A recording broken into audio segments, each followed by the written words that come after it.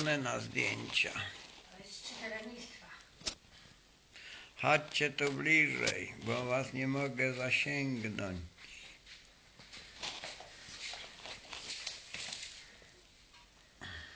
Ola o poranku pije soczek. Aż tu słychać.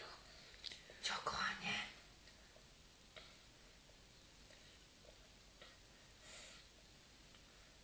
Ale się pić chciało.